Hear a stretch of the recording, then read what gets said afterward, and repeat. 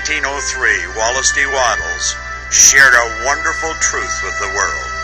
He said a person's right to life means his right to have the free and unrestricted use of all the things which may be necessary to his fullest mental, spiritual, and physical unfolding.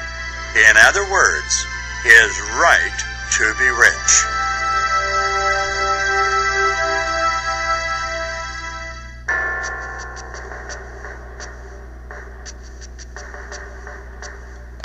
People often ask the question, do we really have a right to be rich? My answer to them is this. You don't only have a right to be rich, you have a mandate from the universe to be rich. Please be aware that rich is not merely material things. It's not merely about acquisition. It's about releasing the talents, the gifts, and the capacities of your own soul so that you're living a very fulfilled, successful, evolved life. And this includes having all of your structures together, your financial structure, your relationships, your health, your well-being, being on the edge of creativity. The universe wants to become conscious as you, and the universe is abundant. It is full of life. So you not only have a right to be rich, you are here to reveal that your nature is powerful beyond your wildest imagination. Go for it.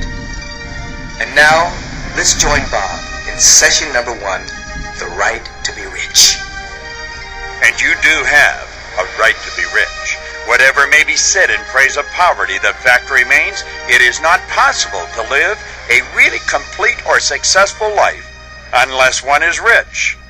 We cannot rise to our greatest possible height in talent or soul development unless we have plenty of money.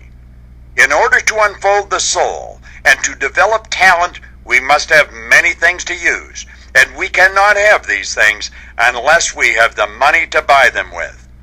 You know, I'll frequently share just those first few lines with an audience in a live seminar, and then I'll ask for a response. And sometimes I don't get a response. I get an immediate reaction from some people, and they'll say, well, I just don't believe that. What about Mother Teresa? She didn't have any money. Well, the truth is, Mother Teresa was one of the richest women on the planet. She was like royalty. She didn't even have to carry any money. She had the ability to walk into the executive office of any of the large companies in the world, and they'd give her virtually whatever she asked. She didn't need her own plane. She had an air force at her beck and call. Now think about this for a moment. She really understood how to live the rich life. Now, the fact that she worked amongst poverty, she was attempting to raise their consciousness. The lady had the right idea, but there's no way that you'll ever convince me or anyone else who has really studied this material that Mother Teresa was not rich. People develop in mind, soul, and body by making use of things.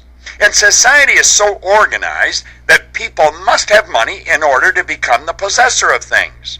Therefore, the basics of all human advancement must be the science of getting rich. But you see, money is an idea.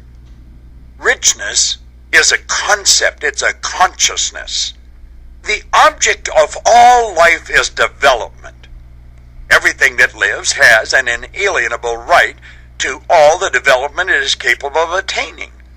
Each of us has a right to life. This means the right to have the free and unrestricted use of all the things that may be necessary to our fullest mental, spiritual, and physical unfolding. In other words, our right to be rich.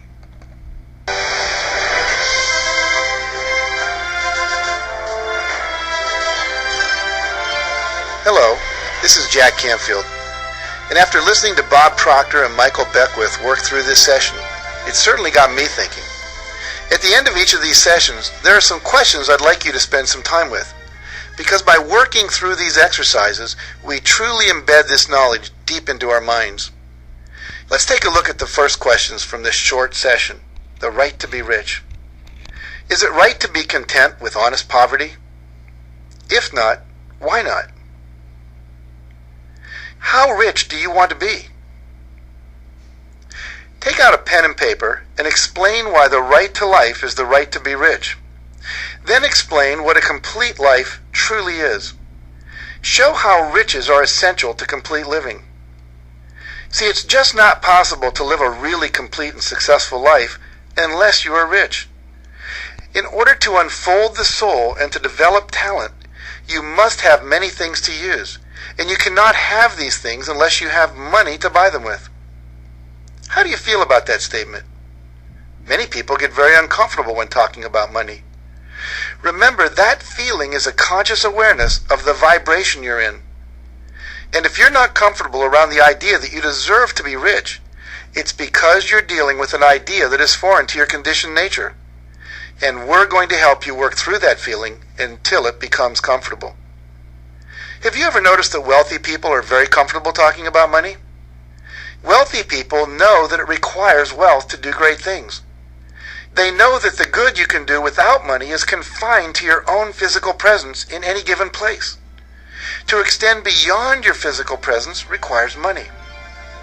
At some point in their lives, they made the decision to extend beyond their physical boundaries, to increase their service to a larger audience in need of their product or service. And in so doing, riches invariably came their way. What we have to get straight in our heads is that owning money does not mean anything. It's the doing with money that develops us. It's not in the having. And when you have more, you're enabled to do more.